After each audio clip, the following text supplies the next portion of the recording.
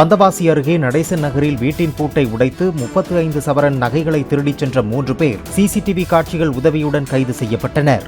அவர்களிடமிருந்து 5 சவரன் தங்க நகைகள் பறிமுதல் செய்யப்பட்டதாக போலீசார் தெரிவித்தனர்.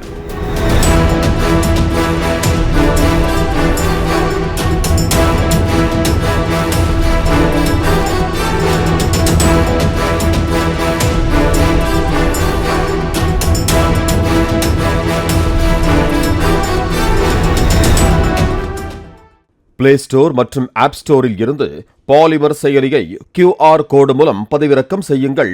செய்திகளை உடனுக்குடன் பெறுங்கள்.